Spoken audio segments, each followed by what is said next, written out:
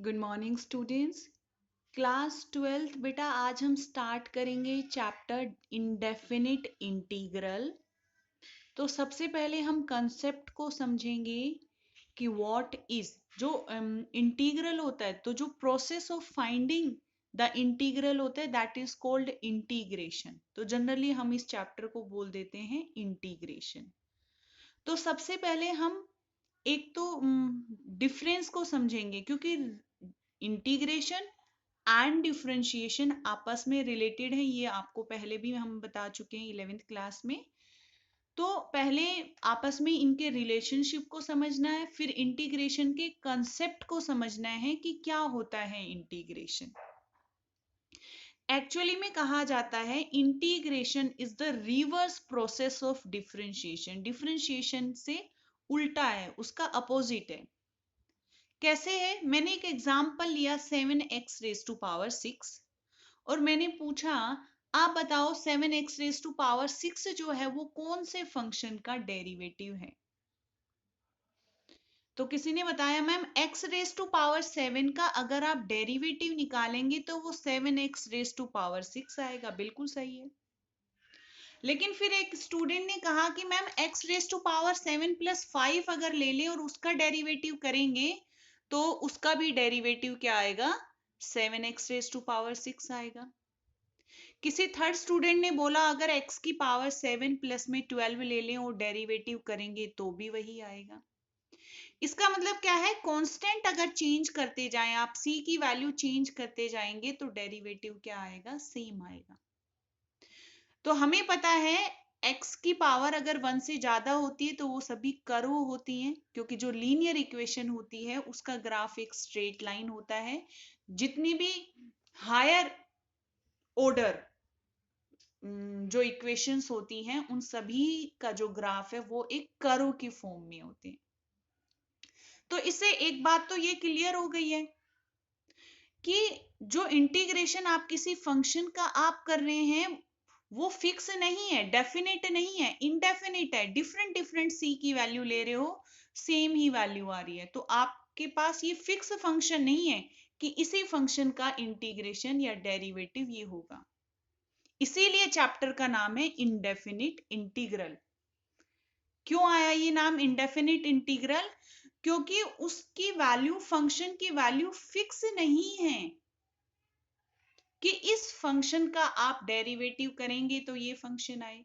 अब आप इसका इंटीग्रेशन करेंगे तो आपके पास क्या वैल्यू आएगी? ये। लेकिन आपके पास इतने सारे डिफरेंट डिफरेंट फंक्शंस है जिसमें आप c की वैल्यू चेंज करते हैं, तो जो कर्व आपके पास आती है ये डिफरेंट डिफरेंट कर्व्स हैं। x की पावर 7, x की पावर 7 प्लस में 5, क्योंकि कांस्टेंट इनका चेंज हो रहा है। फैमिली ऑफ कर्व मतलब वो एक ही फैमिली के कर्व हैं, लेकिन वो एग्जैक्टली सेम नहीं, उनमें कुछ चेंज हो रहा है। कांस्टेंट जो c की वैल्यू चेंज होने से उन कर्व के अंदर कुछ चेंजेस आ रहे हैं। इसीलिए हम कहेंगे कि ये जो इंटीग्रेशन हम पढ़ रहे हैं this is not definite integral, this is called indefinite integral. अच्छा, डेफिनेट इंटीग्रल भी पढ़ेंगे हम आगे, लेकिन डेफिनेट इंटीग्रल में क्या होता है, जैसे ये इंटीग्रेशन का सिंबल होता है, उसमें लिमिट लगा देते हैं आपको, a से लेकर b, 2 से लेकर 3, कोई ना कोई नंबर गिवन होता है कि ये वैल्यू से इस वैल्यू के बीच में ही होना चाहिए, उसकी वैल्यू फिक्स होती है।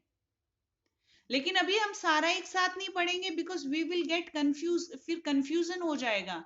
We will do definite integral later on. आज हम सिर्फ इंडेफिनिट इंटीग्रल पढ़ेंगे। तो सबसे पहले सिंबल पे आते हैं।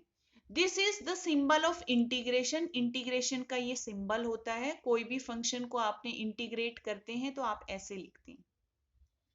एफ ऑफ एक्स जो होता है वो फंक्शन होता है एक्चुअली, लेकिन इंटीग्रेशन की टर्म्स में एफ जो होता है फंक्शन उसको इंटीग्रैंड बोला जाता है। क्या बोला जाता है? इंटीग्रैंड। हमें पता है ना एफ ऑफ एक्स का मतलब होता है this is the function in variable x. This is the symbol of integration. इसको बोला जाएगा पूरे को integration of f, integration of function with respect to x. x की जगह यहाँ पे t होता, f ऑफ t होता, तो हम कह देते उसको integration of f with respect to t। जो भी वेरिएबल यहाँ पे गिवन हो समझ जाना, उसी के रेस्पेक्ट में इंटीग्रेशन हो रहा है। यहाँ पे dx जो है, x का मतलब ही यही है, वेरिएबल ऑफ इंटीग्रल, जो इंटीग्रल आप फाइंड आउट कर रहे हैं जिसके रेस्पेक्ट में, वो वेरिएबल। t होता तो t हमारा हो जाता वेरिएबल ऑफ इंटीग्रल, y होता तो y हो जाता, कोई भी वेरिएबल हो सकता है। तो ये हमारा इंटीग्रेशन का सिंबल है और हम इसे लिखते हैं integration of f with respect to x। f जो होता है फंक्शन, वो होता है जो होता है उसको इंटीग्रेशन की टर्म में इंटीग्रैंड बोला जाता है। x is here the variable of integral, और कभी कभी लिखा होता है इंटीग्रेट द फंक्शन। इंटीग्रेट का मतलब होता है टू फाइंड द इंटीग्रल, कि इंटीग्रल को फाइंड आउट करना। और जनरली हम टर्म्स इंटीग्रेशन ही यूज करते हैं because that is the process of finding the integral of a function. ठीक है, अब हम आते हैं इंपॉर्टेंट फॉर्मूले के ऊपर जो अब हम यूज करेंगे। आपकी बुक में सारे फॉर्मूले गिवन है कि अगर ये फंक्शन आपको गिवन है x की पावर n+1 अपॉन में n+1, अगर आप इसका डेरिवेटिव फाइंड आउट करेंगे x की पावर n आएगा। आपने इस फंक्शन का डेरिवेटिव फाइंड आउट किया, ये आया, और हम कहते हैं integration and differentiation reverse process है। तो जब आप इस फंक्शन का इंटीग्रेशन करेंगे तो दोबारा से यही फंक्शन आ जाएगा। तो जब आप x की पावर n का इंटीग्रेशन करेंगे तो आपके पास आ जाएगा x की पावर n+1 अपॉन में n+1 प्लस में c क्यों आया? जिस कांस्टेंट, जो मैंने अभी आपको एग्जांपल बताए थे, डिफरेंट डिफरेंट कांस्टेंट की वैल्यू ले लेते हैं हम, फिर भी फंक्शन की फिर भी उन सभी फंक्शंस का डिफरेंशिएशन क्या होता है? सेम आता है। तो ये C stands for that constant value. तो मैं सारे ही फंक्शंस का आपको ये नहीं बता रही हूँ वन बाय वन कि इस फंक्शन का ये derivative of this function is equal to this, और फिर इंटीग्रेशन करेंगे तो वही आ जाएगा। मैं आज आपको सिर्फ इंटीग्रेशन के फॉर्मूले बता रही हूँ। सारी एक्सप्लेनेशन आपको बुक में गिवन है, आप बुक से पढ़िए सभी एक्सप्लेनेशन को। अब x की पावर n, जैसे x की पावर आपको 5 गिवन है, इंटीग्रेशन करना है तो x की पावर 5 प्लस में 1, नीचे भी 5 प्लस में 1 आ जाएगा प्लस में c।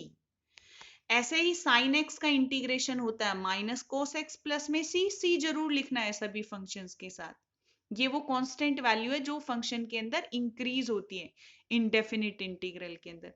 कोस एक्स का इंटीग्रेशन होता है sine x plus c, secant square x का tangent x plus c, cosecant square x का minus cot x plus c, cosecant cot x का minus cosecant x, secant x tangent x का secant x plus 6, और integration of 1 upon में square root of 1 minus x square, ये sine inverse x plus सी के equal भी होता है और minus cos inverse x plus सी के इक्वल।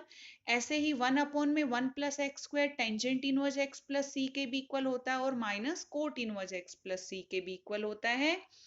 1 अपॉन में x into square root of X square minus 1 dx secant inverse x के भी इक्वल होता है और minus cosecant inverse x plus सी के भी इक्वल होता है।